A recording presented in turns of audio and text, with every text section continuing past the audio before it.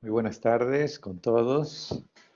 Vamos a dar inicio a la semana número 12 de actividades del taller de elaboración de tesis. Muy buenas tardes. Aquí veo que hay una cantidad de mensajes. Muy buenas tardes con todo. Doctor Germán Rosani, todos los asistentes que están saludando allí. Muy buenas tardes con todos. También está con nosotros el doctor Iván Hernández, el doctor Germán Rosani. Ya tenemos a 41 estudiantes conectados. Muy bien, entonces, recordarles que nos quedan pocas semanas para finalizar el curso. Es muy importante que esta semana se revise y se complete el capítulo 1 y el capítulo 2 del protocolo, que ya debe estar prácticamente listo, y para que hagan las afinaciones correspondientes, ¿sí? Eh, y la semana próxima revisaremos el capítulo 3 y el capítulo 4 de los protocolos en la parte práctica. Así que muy importante aprovechar al máximo el tiempo y a terminar su proyecto y protocolo de investigación y automáticamente continuar con la realización de su trabajo en lo que va del próximo semestre, terminar su recopilación de data y, como veremos hoy, generar un artículo original. Muy bien, voy a compartir con ustedes entonces la pantalla para ver la clase del día de hoy.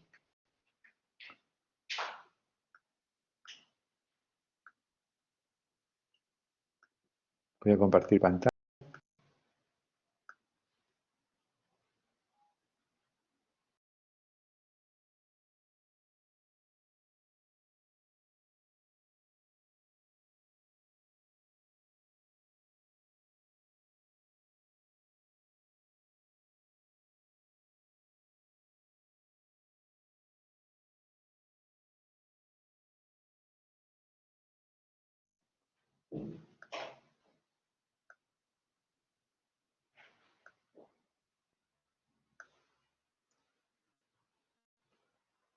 Muy bien, ¿me confirman por favor si se está viendo la pantalla? Sí se ve bien, doctor. Buenas tardes. Gracias, doctor Iván. Así es. Muy bien. Ok, entonces el día de hoy vamos a ver el artículo científico, que es muy importante esta clase para que todos ustedes, por favor, tomen en cuenta los parámetros de cómo desarrollar, cómo escribir el artículo científico, cuáles son los puntos básicos que todos debemos tener en cuenta. Entonces, muy importante, este tema va a quedar grabado. No queremos que siga pasando lo que pasa con muchos tesistas cada año, que llegan al momento de terminar su tesis y dicen, ¿cómo hago mi artículo? No tengo idea de cómo hacer mi artículo. Bueno, muy importante, vamos a ver esta tarde los parámetros básicos para que todos ustedes puedan desarrollar experiencia y conozcan los puntos esenciales de lo que significa el artículo científico, ¿sí? Muy bien, entonces todos recordamos que la revista se maneja básicamente por manuscritos, que son los borradores o los drafts que envían los autores. Eso entra a un proceso editorial donde participan editores, revisores, el equipo de imprenta, las indexadoras, los patrocinadores, y el producto final es lógicamente la revista científica. La revista científica que debe estar indexada, y entonces en ese contexto, una de las preguntas que surge siempre es, ¿a dónde envío mi artículo científico? Bueno, entonces, dependiendo del ámbito y el alcance de la investigación que ustedes hayan realizado, pueden enviar a revistas que estén indexadas en Cielo, en Medline, en Scopus, en Web of Science, de acuerdo a la calidad del material publicado o la calidad de la revisión por pares de cada revista. Hay revistas que, bueno, dependiendo del cuartil en que se encuentren las revistas, van a tener mayor o menor nivel de exigencia. Por lo tanto, es importante apuntar a la revista correcta. Por supuesto, también tiene que ver con a qué público quiero dirigir mi artículo, a qué público va dirigido, y eso va a definir también el grupo de revistas que publican ese tipo de artículos, en qué idioma voy a publicar esos artículos, en español o inglés. Por supuesto, la calidad del manuscrito, un artículo tiene que ser revisado múltiples veces. Esto es muy importante. Un artículo científico que todo el proceso de publicación es un tema de súper detalles. Los detalles aquí cuentan completamente, los detalles cuentan perfectamente. Entonces, muy importante que cada detalle de todas las partes del artículo cuentan para el proceso de aceptación o para rechazo. Por supuesto que hay revistas que son revistas de paga y tienen un costo de publicación. Son las que generalmente sus tiempos de publicación y de revisión son más cortos, pero hay también revistas que no cobran, son revistas free, pero que tienen una gran cantidad de artículos en cola esperando para revisar y como no tienen recursos asignados, en general los tiempos pueden ser mucho mayores. Dependiendo del tiempo de revisión, tenemos que decir que publicar un artículo es todo un proceso que lleva tiempo. Nosotros siempre comparamos la investigación con el tema de la agricultura. Hay que primero preparar el terreno, ¿sí? Hay que remover la tierra seca, árida, con piedras, con espinas, etcétera. Luego después hay que procurar la buena semilla. Posteriormente hay que preparar la tierra con agua también. Hay que hacer el proceso de siembra. Entonces es un trabajo que lleva tiempo y paciencia. Posteriormente, cuando aparece la primera plantita, ¿no es cierto? Hay que cuidarla, hay que permitir que crezca y posteriormente, meses más tarde, aparecerán los frutos. Igual en el proceso de publicación, se requiere mucho trabajo para el proyecto o el protocolo. Finalmente, cuando sea aprobado por un comité de ética institucional, entonces el protocolo empieza a su ejecución y eso significa la recopilación de la data. En nuestro entorno, en nuestro país, no tenemos sistemas de base de datos confiables, amplios, sistematizados, por lo cual el proceso de investigación se torna muy laborioso, con gran cantidad de obstáculos y dificultades, y máxima ahora durante la pandemia. Posteriormente que se realiza la recopilación de la data, vendrá el análisis, vendrá la redacción del artículo, y hasta allí han pasado ya probablemente varios meses. Una vez que el artículo está en borrador, es importante revisarlo y hacerlo revisar por todos los autores que deben cumplir con los criterios de coautoría para poder aparecer en el artículo. Y finalmente, cuando ha sido revisado, afinado, visto una y 100 veces el artículo, con todos sus detalles, siguiendo el parámetro de la revista que queremos publicar, cada revista tiene una pestaña, un espacio que dice instrucciones para los autores. Y ustedes, una vez que elijan la revista a la que quieren publicar, tienen que tornarse expertos justamente en esa revista.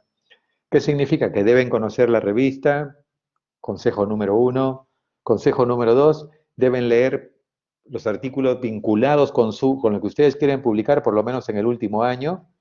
Si la revista recientemente publicó un artículo muy similar al que ustedes han publicado, las chances bajan, pero es importante conocer la revista, cómo publica, qué tipo de artículos les gusta, qué estructura tiene, y por supuesto, una buena recomendación es citar por lo menos uno o dos artículos de esa revista a la que ustedes quieren enviar. Hoy todas las revistas son globalizadas, significa que se ven en el mundo entero. Nuestra revista de la Facultad de Medicina es bilingüe, full text, open access, por lo tanto se lee en cualquiera de los países del mundo. Por lo que ustedes deben cuidar, lógicamente, la terminología, que sea amplio, que sea entendible en cualquier punto del planeta y no usar generalmente siglas, mnemotecnias, abreviaturas, que es muy frecuente en el área médica y sobre todo en nuestro entorno. Entonces es muy importante también los tiempos de revisión y de publicación y finalmente lo que se llama la prepublicación online. Les mostraré también si tenemos tiempo. Hay varias páginas donde publican lo que se llama preprint, son las prepublicaciones online y también las revistas cada vez más hacen lo que se llama la early publications o publicación continua también, de tal manera que el artículo va apareciendo como prepublicación online.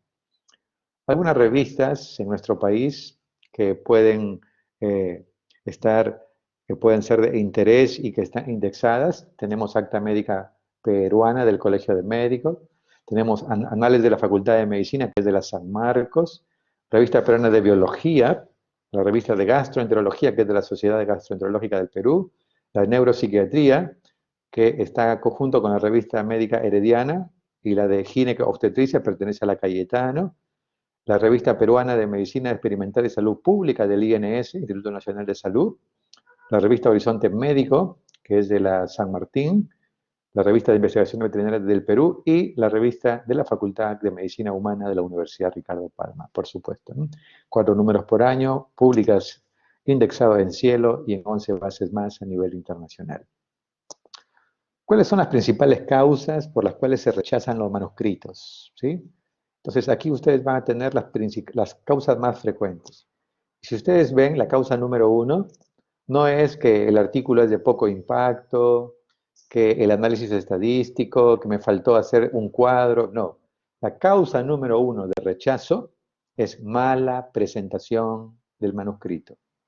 ¿Qué significa eso? Que no han seguido las pautas, no han seguido las instrucciones, no han adecuado al formato y a las indicaciones que el equipo editorial de la revista que ustedes quieren publicar, entonces hay una mala presentación del manuscrito. Entonces, que queremos justamente motivar e impulsar en todos ustedes la cultura de redacción científica y queremos también promover la cultura de publicación científica. Ustedes que todavía van a estar por lo menos 1 año y medio más, 2 años en la Facultad de Medicina, es importante que desarrollemos estas competencias fundamentales que le van a ser útiles en el resto de su vida profesional. Deficiente redacción. A veces los estudiantes redactan como hablan, ¿no? Y entonces realmente no es aceptado por los equipos editoriales. Deficiente redacción, mala presentación del manuscrito. No, la claridad es la primera característica de la redacción, claridad. Segunda característica, sencillez. Tercera característica, pensamiento lógico. Ustedes tienen que llevar al lector, al editor, al revisor, a quien vea su artículo de la mano en la lectura.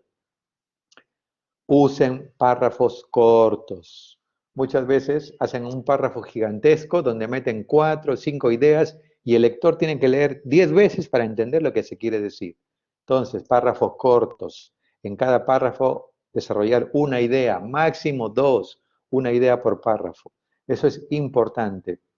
Sencillez, claridad, secuencia lógica. ¿Sí? Y recién entonces, el tercer punto de rechazo es sobreestimación de resultados. Usan la palabra demostré, demostramos, hemos demostrado. Y difícilmente con estudios observacionales se demuestre nada.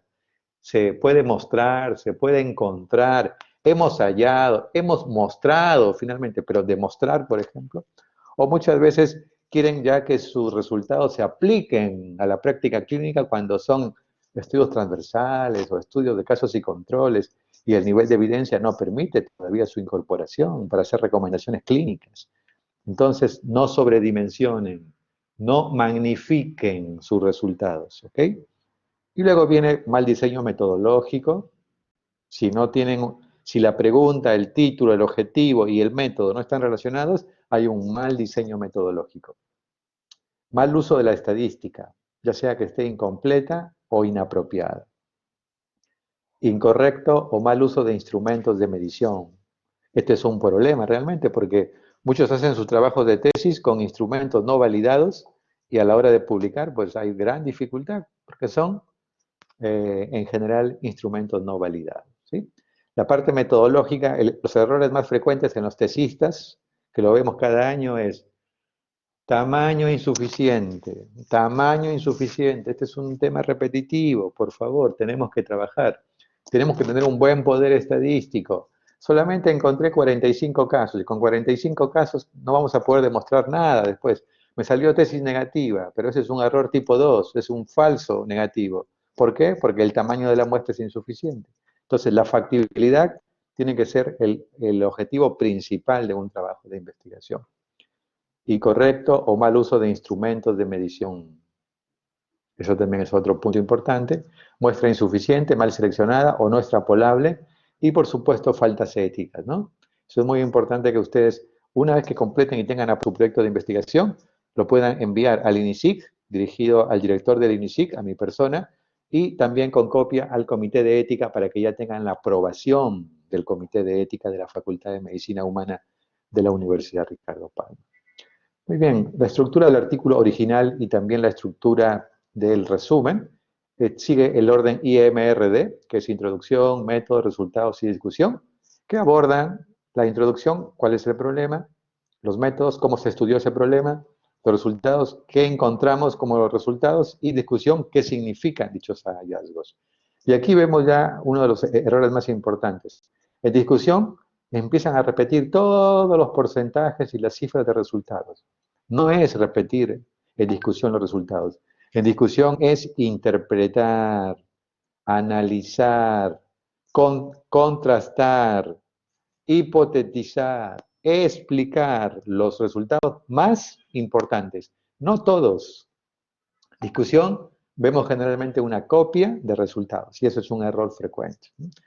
Muy bien, vamos a empezar con el título. El título, en nuestra opinión, es lo último que se escribe cuando el artículo ya está listo, pero debe reflejar el contenido del manuscrito en forma específica, clara, exacta y breve. En general, el título metodológico no siempre coincide con el título de publicación del artículo. El título del artículo debe ser una carta de presentación, un anzuelo para que lean su artículo, debe mostrar el resultado más importante probablemente, y en general debe ser corto. 15 palabras es lo recomendable, no más de 15, algunos aceptan hasta 20, pero títulos de 4 renglones resultan tediosos de leer, ¿ok?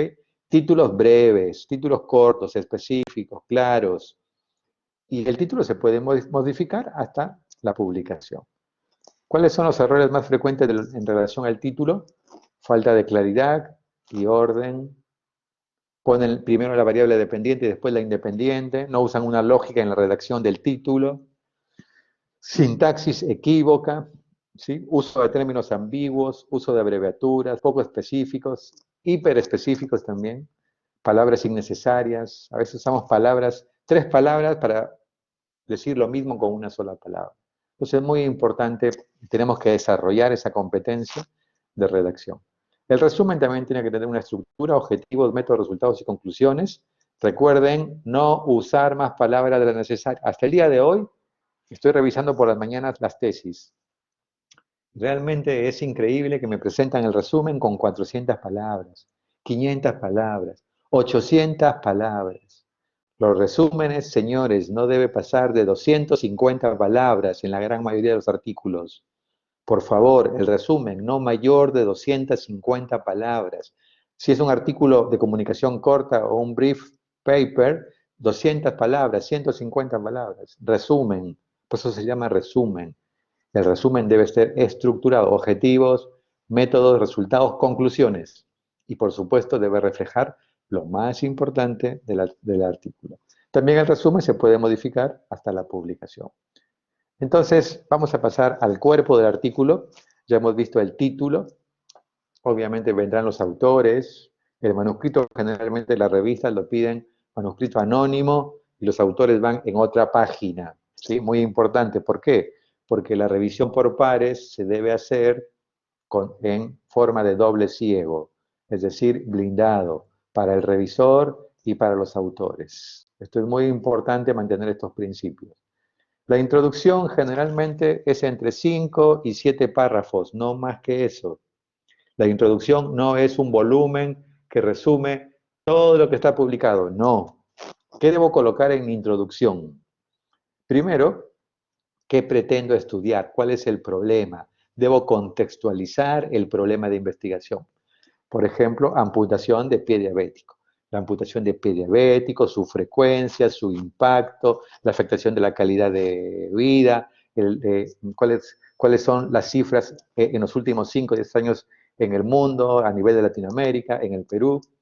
¿Qué no se ha hecho en relación a pie diabético? Pie diabético y hemoglobina glicosilada. Tendré que hablar un párrafo de mi otra variable, hemoglobina glicosilada. ¿Y qué factores afectan la amputación del pie diabético, ¿sí? Entonces debo identificar un párrafo de brechas o vacíos en la literatura.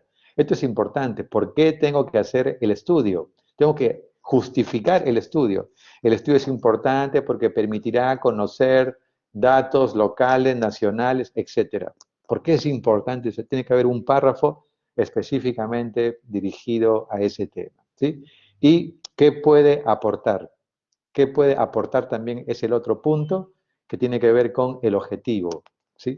Entonces, al final del el quinto, sexto párrafo, se termina diciendo, una vez que he mostrado el problema de investigación, una vez que he desarrollado un párrafo para las variables principales, una vez que he definido cuáles son las brechas o vacíos, en cuanto a pie diabético, no hay muchos trabajos que aborden tal variable, por ejemplo, ¿no? Y la importancia está dada por otro párrafo. ¿Qué puede aportar? El presente trabajo puede ser de importancia o aportará tal, tal, tal y tal dato. ¿Okay? Y finalmente terminamos con el objetivo. Al final de la introducción, en el cuerpo del artículo, se debe terminar con un párrafo más o menos similar que dice, por lo arriba mencionado, el objetivo del presente trabajo fue, porque ya se habla en pasado, fue tal. Eso es muy importante. El proyecto o protocolo se escribe en futuro o en presente, pero el artículo, cuando ya terminó todo, se escribe en tiempo pasado.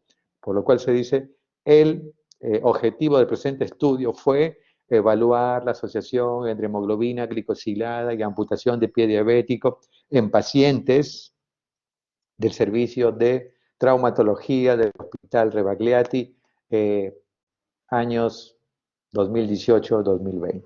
Entonces, eso es la introducción, muy importante. Errores frecuentes, amplia revisión del tema, hablan tanto en la introducción que es una compilación de todo. No, solamente van 5 o 6 párrafos dirigidos específicamente a su problema de estudio y a sus variables de estudio.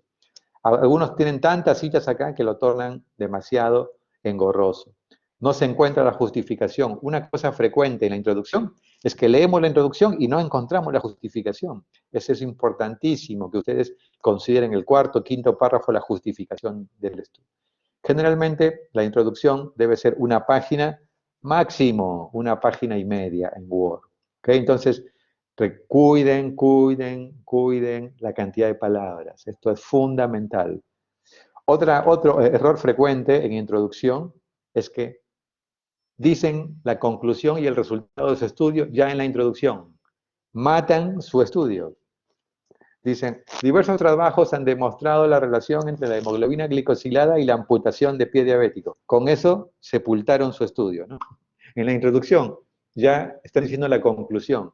Ustedes pueden decir, diversos autores han abordado la relación, la posible relación, la relación potencial entre la hemoglobina glicosilada, el control metabólico y la amputación de pie diabético, por lo cual profundizar este tipo de investigaciones puede ser importante en nuestro medio y en Latinoamérica. Pero no digan la conclusión ya en introducción, por favor. Ese es otro error frecuente. En la parte de métodos a veces es una mezcla y repetición en diversos párrafos del mismo punto. Para ello, organícense en material y métodos. En general, la primera parte va a un subtítulo que es diseño del estudio. Bueno, corresponde a un estudio longitudinal, analítico, observacional, tipo de cohorte retrospectiva, diseño del estudio. ¿Okay? Población y muestra. Obviamente, ya en el paper no hay necesidad que digan por qué es observacional o por qué es longitudinal. No hay necesidad, sí en la tesis, pero no en el paper, sí en el proyecto, pero no en el paper. La mayoría de lectores a nivel internacional saben lo que es un estudio longitudinal, saben lo que es un estudio observacional, o sea, no hay necesidad de decir en el paper el ABC que ustedes están aprendiendo, no. En el paper estamos dirigiéndonos a la comunidad científica internacional. Entonces, hay cosas que son obvias. Población y muestra, intervención o procedimientos, variables de estudio, análisis estadístico y consideraciones éticas. Estos puntos deben estar en esa secuencia o en la secuencia que la revista que ustedes quieren publicar lo indique, pero deben abarcar todas ellas. ¿Sí? Esto es fundamental que no salten ninguno de estos puntos para que esté completo. Generalmente las observaciones de los revisores vienen en esta sección de métodos. Por lo tanto, debe ser robusto, debe ser claro y contundente la información que está ahí. Respecto al diseño del estudio, bueno, observacional o experimental, transversal o longitudinal, descriptivo o analítico, prospectivo o retrospectivo, esto ya lo hemos visto y todos ustedes tienen claro qué significa el diseño del estudio. En relación a la población y muestra, describa su población de estudio, el marco, lugares y fechas relevantes, mencione sus criterios de inclusión y exclusión, se llaman criterios de selección, esto es muy importante. La población de estudio está dado por el sexo del paciente, la edad del paciente, en qué lugar, en qué fechas, etc. ¿Cómo calculó el tamaño de la muestra? Esto suele faltar generalmente en los artículos y es una pregunta obligada de los revisores. Si ustedes no colocan cómo, con qué parámetros calcularon el tamaño de la muestra, con seguridad la observación va a venir y diga, les van a solicitar que amplíen la información clarificando y describiendo cómo calcularon el tamaño muestral. Y el segundo punto es qué tipo de muestreo utilizaron, ¿no? Utilizaron un muestreo probabilístico tipo aleatorio simple, que es el más frecuente, o el sistemático, el estratificado por conglomerados, o el no probabilístico por conveniencia, por casos consecutivos, bola de nieve. Un error frecuente es que casi todos ponen no probabilístico por conveniencia, como si fuera la gran solución.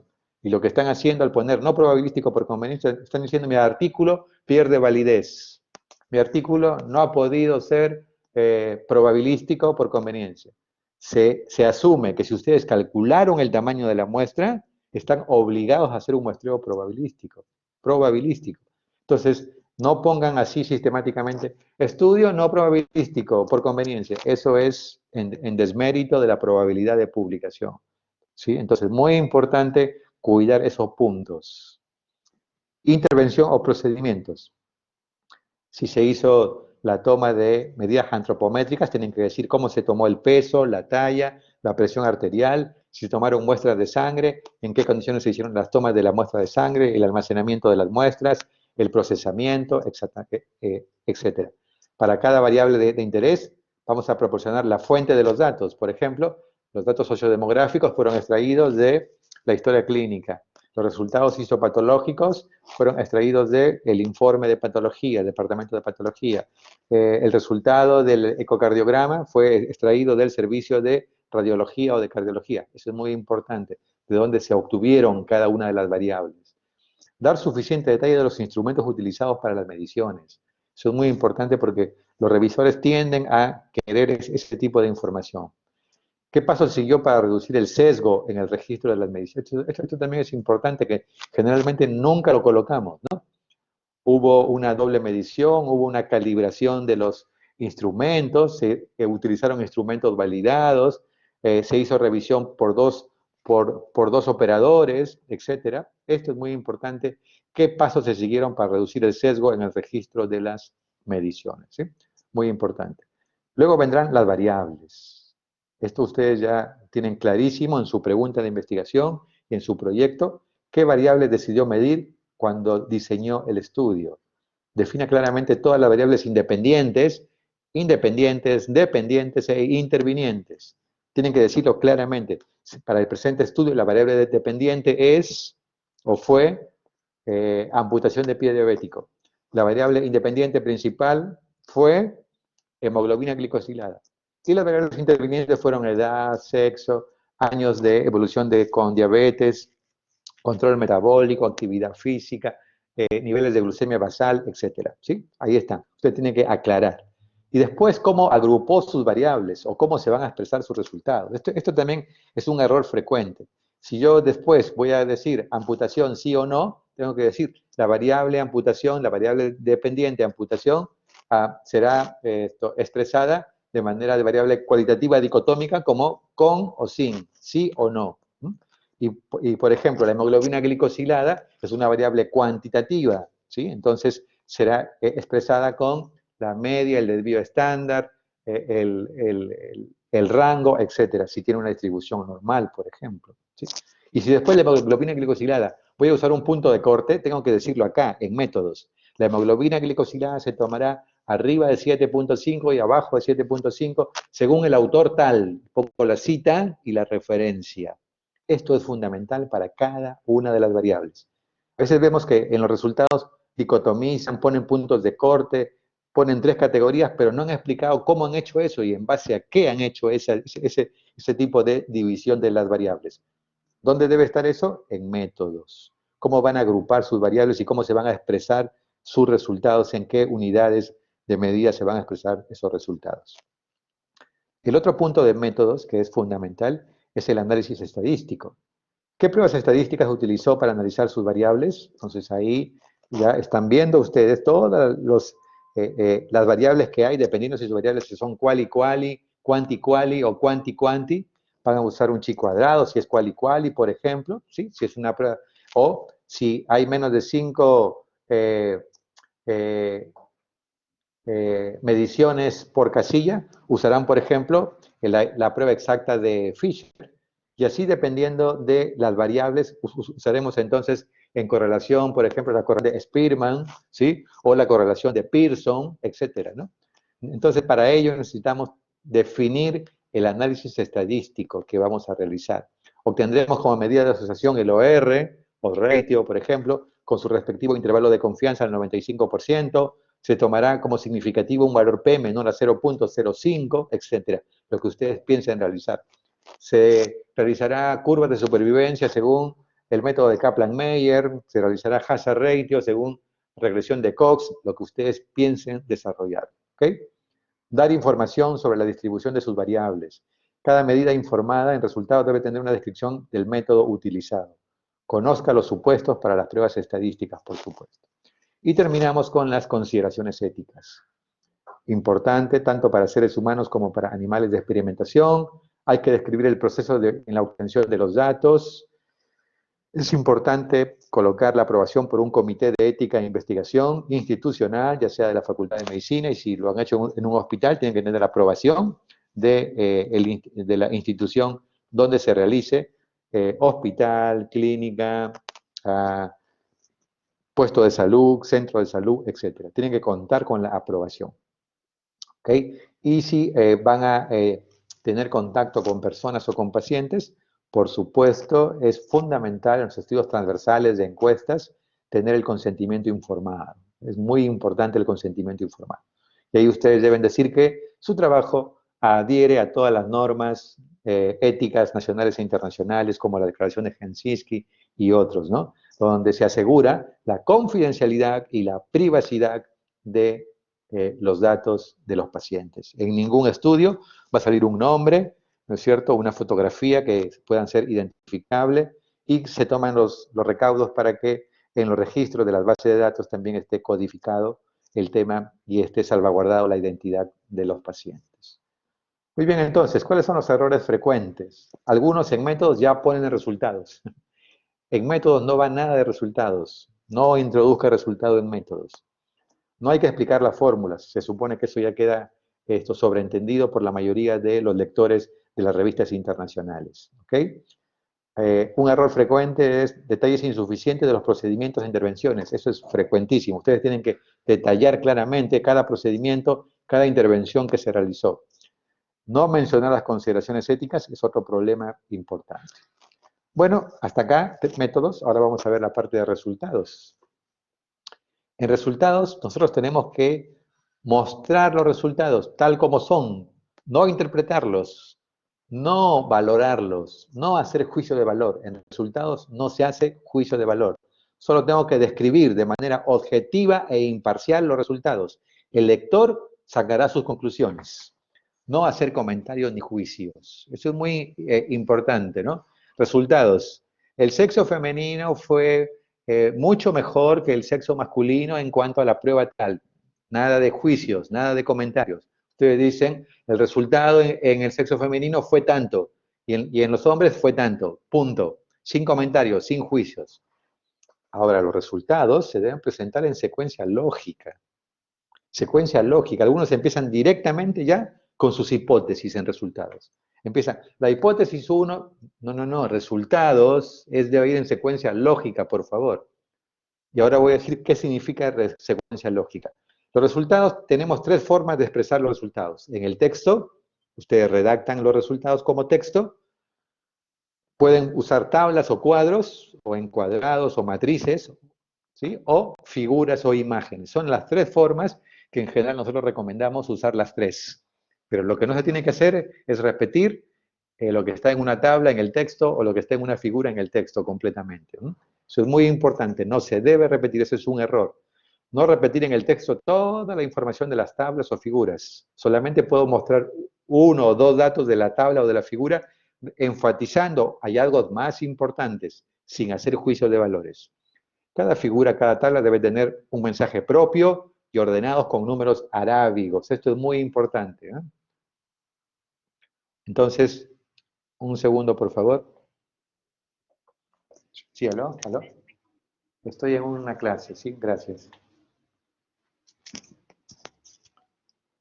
Restringir el número de tablas y figuras al mínimo necesario. Recuerden que cada revista dice máximo 4 tablas o 4 figuras.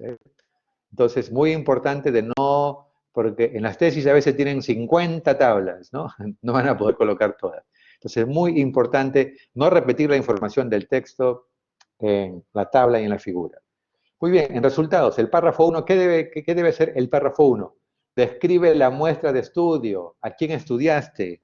Recuerden que el lector no conoce lo que tú hiciste, entonces lo primero que tienes que hacer es mostrarle el bosque.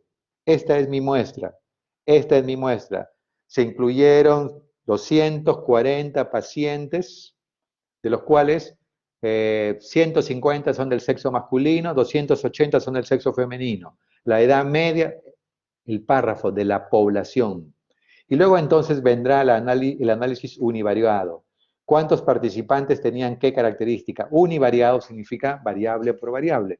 En general, en el párrafo 1 y el párrafo 2 se ve reflejado luego en la tabla 1. Famosa tabla 1, que son las características generales de la muestra o población de estudio. Ahí entonces miramos, es una fotografía de toda la muestra, de toda la población, con sus variables y con sus características. Si es una variable cuantitativa, tendré media, desvío estándar o mediana y rango intercuartilo. Si es una variable cualitativa, tendré valor absoluto y valor relativo. Valor absoluto, por ejemplo, en cuanto a sexo, hombres tendré 70, mujeres tendré 100 y el valor relativo es la proporción o el porcentaje. El 40% son hombres, el 60% son mujeres. Eso tiene que ir en la tabla número 1. Debo mostrar mi muestra, la población de estudio. Y entonces vendrá el párrafo 3, que es el análisis bivariado. Bivariado, como su nombre lo indica, variable 1 contra variable 2. Es decir, la que no cambia es la variable dependiente. En este caso es amputación de pie diabético. Yo voy a mostrar en mi análisis bivariado, en una tabla, generalmente en un cuadro, todos mis factores de estudio, ¿sí? Empezando por hemoglobina glicosilada versus amputación de pie diabético. Luego mostraré la edad, el sexo. Este es un análisis que me muestra una fuerza de asociación, un intervalo de confianza y un valor P, llamado también OR crudo o RP crudo, ya que es solamente una variable contra la otra, bivariado. Y esto es relativamente ficticio, ¿no? Porque el paciente no viene con una variable, viene con múltiples variables concomitantes. Después del análisis bivariado, que es otra tabla, análisis bivariado, que da medidas crudas de asociación, entonces terminaré con un análisis multivariado. El paciente con pie diabético viene con hipertensión, hemoglobina glicosilada alta, antecedente de ACV, hipertrigliceridemia, etc. Entonces veo si todos esos factores interactuando de manera conjunta me dan lo que se llaman los factores independientes. Un factor independiente o ajustado es porque la medida de asociación, el OR, el RP, el RR, ya no va a ser crudo como en el análisis bivariado, sino que ahora va a ser una medida de asociación ajustada. ¿Ajustada a qué? A las otras variables de estudio que no salieron significativas, por supuesto. Análisis multivariado, ¿sí? Entonces, esa es otra tabla de resultados. Y voy alternando parte de texto, parte de tablas o cuadros, y podría ser que los 2 o 3 resultados más importantes de mi estudio lo pueda reflejar en un gráfico. figura o imagen. ¿Ok? Entonces es muy importante ahí trabajar en ese sentido. Hay reglas de oro, ¿sí? Por ejemplo, si los números son menores de 10, usamos palabras, ¿no? Por ejemplo, en el grupo de estudio, 8 va con palabras porque es menor de 10. Pero si son más de 10, 120 ya puede ir con números en el texto. Hubo 120 participantes en el estudio. El valor P generalmente usamos hasta 3 decimales, hasta 3 decimales. Cuando ya hay más de 3 ceros, ustedes pueden redondear a 0,001. Eso es lo que se usa a nivel internacional. ¿Ok?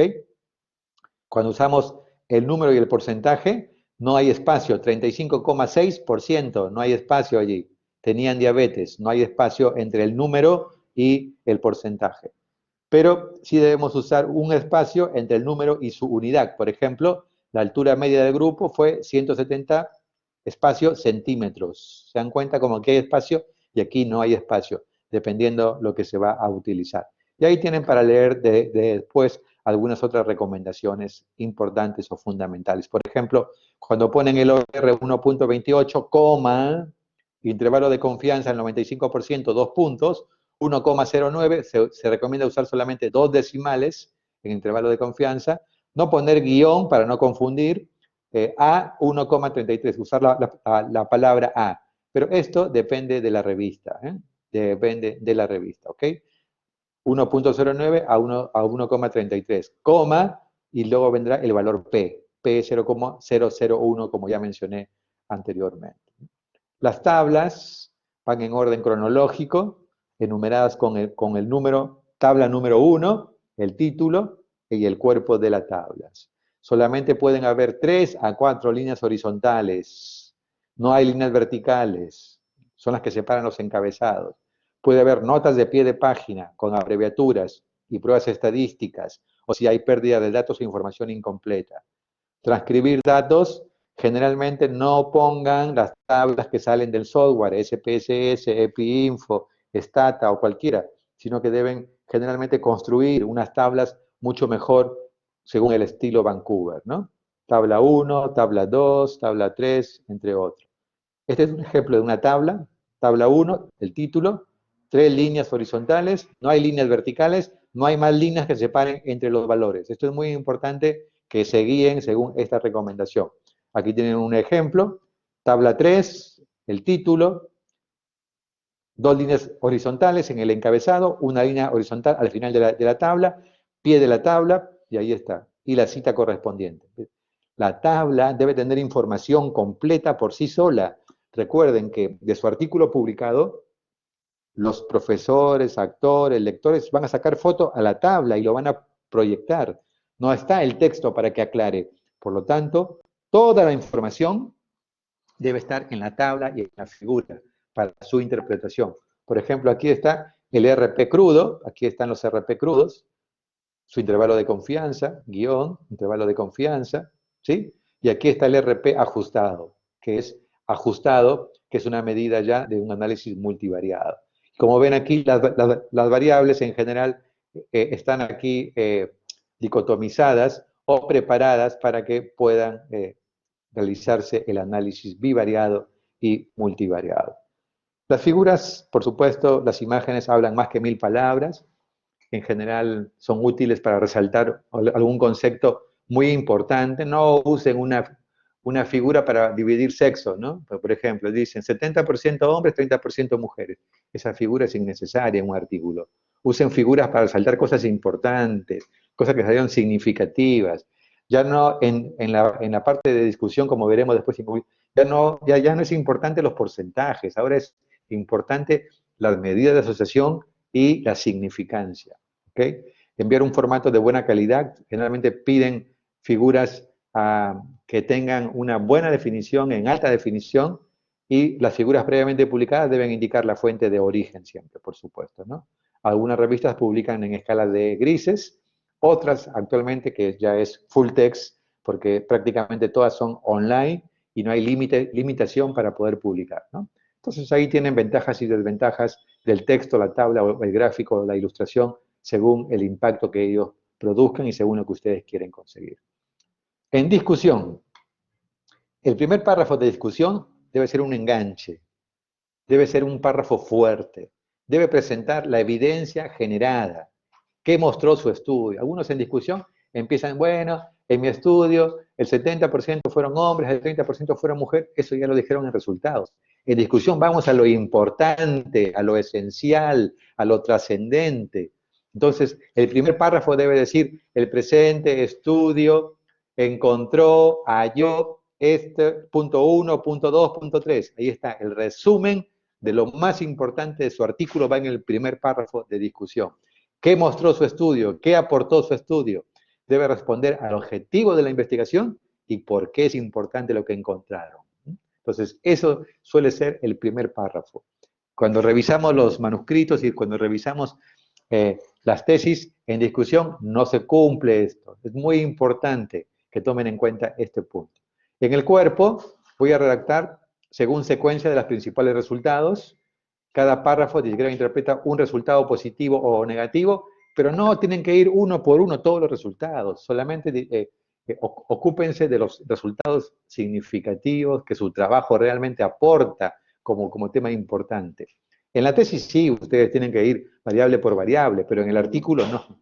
En el artículo no hay necesidad que cada variable y cada resultado lo quieren contrastar. Solamente dedíquense en discusión a las variables más importantes. Debe explicar cómo sus resultados están de acuerdo o no con otros estudios o con otras teorías. Aquí lo que hago es, mi resultado, ¿está en relación con lo que ya está publicado, sí o no? Si está en relación con lo que ya está publicado, es compatible, es superponible, está respaldado por lo que está publicado, me pongo contento. Y si hay diferencias, tengo que explicar, tengo que hacer un esfuerzo adicional para explicar por qué mi trabajo dio resultado a lo que está publicado. Tengo que conocer bien el otro artículo para decir, son poblaciones diferentes, usaron instrumentos diferentes, hubo un contexto que explica por qué hubo la diferencia, algún fenómeno. Entonces, tengo que conocer el artículo que estoy comparando. ¿Sí? Muy importante. Y generar hipótesis. Discutan cómo los resultados apoyan o refutan la literatura actual. Después que abordé lo más importante, uno de los últimos párrafos suelen ser las limitaciones, que siempre se olvidan los estudiantes. Es muy importante la parte de limitaciones. Generalmente es el penúltimo párrafo. Aquí no hay que esconder lo que no se hizo o lo que se hizo mal o lo que no encaja en sus resultados. Sean autocríticos ustedes antes que les critiquen los demás. Entonces ahí tienen que mencionar las limitaciones del estudio, del diseño y qué problemas tuvieron durante el desarrollo de ese trabajo. Y sea sincero con el lector, porque los revisores saben, tienen más experiencia en general. Deje claro que conoce las limitaciones de su estudio, así como sus fortalezas, por supuesto. Y finalmente vendrán las conclusiones, ¿no? Que es el último párrafo, reúne todo lo analizado y presenta la principal conclusión y puede incluirse o no recomendaciones. La conclusión debe ser clara, relacionada con el objetivo del estudio y respaldado por los hallazgos que ya hemos mencionado anteriormente, ¿no? Entonces, muy importante, ¿cuáles son los errores generalmente de la discusión? Volver a mostrar todos los resultados. Esto es frecuente, no hay que hacer eso, ¿eh? Repetir información de la introducción, eso también es otro problema. Los párrafos y las referencias que ustedes incluyeron en la introducción ya no van en la discusión, ¿eh? Inmediatamente le van a marcar, le van a decir, por favor, retire ese párrafo que está repetido. No se puede repetir nada en introducción ni en discusión. Hacer afirmaciones que no se apoyan en sus resultados. Esto también es importante. En la discusión y en la conclusión, llegan a conclusiones que son excelentes, buenísimas las conclusiones y las recomendaciones, pero no se desprenden de su trabajo. Entonces, no va, no es correcto. Usted solamente puede afirmar lo que ha mostrado previamente en resultados. No puede discutir ni concluir nada que usted no haya mostrado y que no se desprenda de su trabajo de investigación. Otra limitación o error frecuente es no presentar limitaciones, comparaciones no adecuadas con otros estudios, por ejemplo, ¿no? Quieren comparar amputación de pie diabético y están comparando, por ejemplo, con poblaciones que no son comparables o con factores que son diferentes a los que ustedes están investigando o están prácticamente con estudios que son completamente diferentes a lo que ustedes están mostrando. Entonces, es muy importante. Las conclusiones deben ser las mismas que el resumen. Ese es un error. Conclusiones diferentes al resumen Un trabajo no puede tener dos conclusiones. La conclusión es una sola. La que va en el resumen y la que va en el cuerpo del texto es lo mismo. Debe ser lo mismo exactamente. Referencias bibliográficas. Mínimo 25 referencias. Algunos piden más, algunos piden menos. Pero no manden un artículo con 8 referencias, con 12 referencias, a menos que sea un tema hiper innovador, ¿no? Que no haya artículos, pero eso es muy difícil. Hay que aplicar el formato de referencias. Usen el Zotero para aplicar el Vancouver o el APA según la revista que ustedes estén enviando. Hagan un correcto uso y colocación de las referencias bibliográficas, el llamado apropiado en el artículo o las citas y las referencias al final, muy importante. No incluyan citas, por supuesto, de monografías.com, etcétera, ¿no? Usen artículos y sobre todo de los últimos 5 años. No copien y peguen los párrafos porque el Turnitin sale elevadísimo. Todos los artículos que se envían a publicación previamente son pasados por un sistema antiplagio. Y si ustedes han copiado y han pegado párrafos, automáticamente les van a rechazar el artículo porque tienen un Turnitin alto. Hay que leer bien el artículo a citar. Nunca citar la cita de otra cita. Ustedes solamente citen lo que han revisado, lo que han consultado. Siempre acudir a la fuente original, por difícil que parezca, ¿no? Muy bien, entonces el artículo original sigue siendo el paradigma de las publicaciones científicas. Generar nuevo conocimiento y completar la difusión y publicación resulta esencial. Y los papers o artículos originales son la base de la medicina basada en evidencia. ¿Okay? Nuestra recomendación es completa y termina tu trabajo de investigación y publica tu artículo original. Ustedes tienen la ventaja de tener una revista en su facultad indexada en la cual pueden publicar, así como también en revistas nacionales e internacionales. Recuerden que la publicación es el medio, pero no es el fin. El artículo tiene como objetivo compartir, difundir la información, hacer difusión científica de la información. Pero por supuesto, el objetivo es ayudar a las personas, contribuir a la ciencia, no solamente publicar para tener más estatus, no solamente publicar por publicar para tener mayor ranking, que también es importante, pero el artículo debe contribuir y el objetivo final es un objetivo humanista, es un objetivo de resolver problemas de la sociedad. ¿Okay? Comparto con ustedes, esta semana me llegó justamente una de las últimas publicaciones, la Fundación Educación Médica, que está en la Organización Mundial de Educación Médica a nivel internacional, en su revista de junio del 2021, publica justamente este artículo, Trastornos del sueño y ansiedad de estudiantes de medicina del primer y último año en Lima, Perú, Instituto de Investigaciones en Ciencias Biomédicas, Universidad Ricardo Palma, junto con Enrique Talavera, junto con Fiorella Armas y otros colaboradores, publicamos este trabajo que está aquí. Esto es importante, fíjense cómo con estudiantes, Enrique Talavera es compañero suyo de este grupo, Fiorella Armas fue una ex compañera, ya ella es egresada y es médico cirujano. Ustedes pueden participar. Queremos invitar, después de esta clase, que nos contacten. Vamos a formar un grupo de 5 o 10 chicos que tengan interés en participar del proceso de publicación de artículos, que tenemos en este momento una gran cantidad de tesis, y que quieran aprender y participar, y probablemente si hacen aportaciones al artículo, también puedan participar del proceso de publicación y ser coautores. Así que estamos buscando entre 5 y 10 estudiantes que tengan ganas, que tengan interés, que quieran participar con nosotros para poder compartir artículos y que ustedes puedan también revisar, trabajar, participar y ver lo que significa esta publicación, ¿no? Ahí está el análisis bivariado del trabajo que recién les mencionaba, cómo se publicó en relación al CIE-10 con el OR, intervalo de confianza y el valor P correspondiente en general que ha sido publicado recientemente. Entonces, ahora hay que seguir trabajando, completar tu investigación y, por supuesto, participar de estos trabajos y de estas publicaciones para contribuir a la producción científica, ya que la Universidad Ricardo Palma está trabajando fuertemente para aumentar los indicadores de producción científica y esperamos que con ustedes podamos también contribuir de manera significativa con cartas al editor, con artículos de revisión y también con el artículo resultado de su trabajo, de su proyecto de tesis. Muy bien, de esta manera entonces vamos a dar por finalizado la actividad el día de hoy. En relación al artículo científico, tienen ustedes la presentación, el PPT ya está colocado en la plataforma y que por favor ninguno de esta promoción deje de saber cuáles son las partes del artículo, qué cuidados hay que tener en el artículo original y en la redacción para que no les pase lo mismo que las promociones anteriores, por favor. Muy bien, de esta manera damos por concluido y pasamos a la parte práctica, que va a ser la mitad de la parte práctica es revisar el capítulo 1 y 2 de todos ustedes, y la otra mitad será también experiencias con redacción y publicación de artículos. Buenas tardes. Gracias, Hasta luego, doctor. hasta luego, doctor. Muy buenas tardes. Gracias, doctor. Gracias, Iván. Gracias, Germán. Y hasta luego, doctor Johnny. Hasta luego, doctor Iván. Buenas tardes a todos.